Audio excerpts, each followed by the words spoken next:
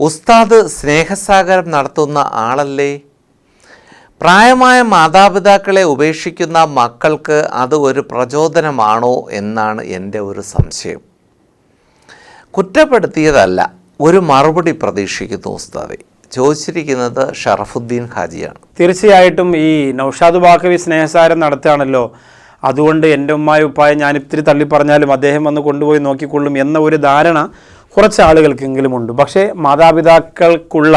മാതാപിതാക്കളെ നോക്കാൻ അർഹതപ്പെട്ട മക്കൾ ഒന്ന് സ്നേഹസാഗരത്തിലേക്ക് വിളിച്ചു നോക്കട്ടെ, അപ്പോഴറിയാം എന്തിനാണ് സ്നേഹസാഗരം നടത്തുന്നത് എന്ന്.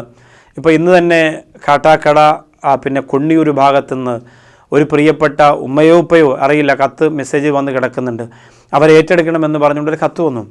അവരന്വേഷിക്കുമ്പോൾ മക്കളുടെ സമ്മതപത്രത്തോടു കൂടിയാണ് അത്രേ സ്നേഹസാഗരത്തിലേക്ക് കൊണ്ടുവരുന്നത്. അങ്ങനെയാണെങ്കിൽ പിന്നെ എന്തിനാണ് അവർക്ക് മക്കൾ? മാതാപിതാക്കളെ ഇങ്ങനെ വലിച്ചെറിയാനാണെങ്കിൽ എന്തിനാണ് തടിമാടന്മാരെ പോലുള്ള മക്കൾ എന്തിനാണ്? അതുകൊണ്ട് തീർച്ചയായിട്ടും ഒരിക്കലും മാതാപിതാക്കളെ മക്കൾ ഉപേക്ഷിക്കുമ്പോൾ അവരെ സംരക്ഷിക്കാനുള്ളതല്ല സ്നേഹസാഗരം.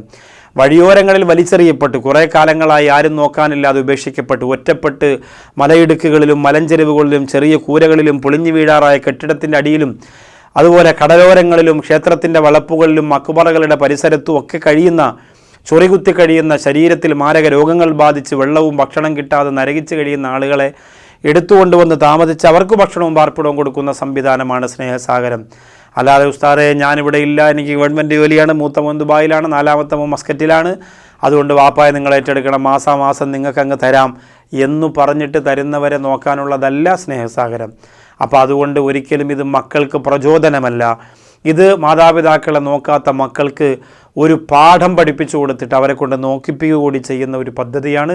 അള്ളാഹു അതിന് ഒരുപാട് ആളുകൾ സഹായിക്കുന്നുണ്ട്. അവരെ മുഴുവനും അള്ളാഹു ഈ മജ്ലിസിൻ്റെ ബറക്കത്ത് കൊണ്ട് പടച്ചോൻ തിരിച്ച് സഹായിക്കട്ടെ. ആമീൻ ആമീൻ.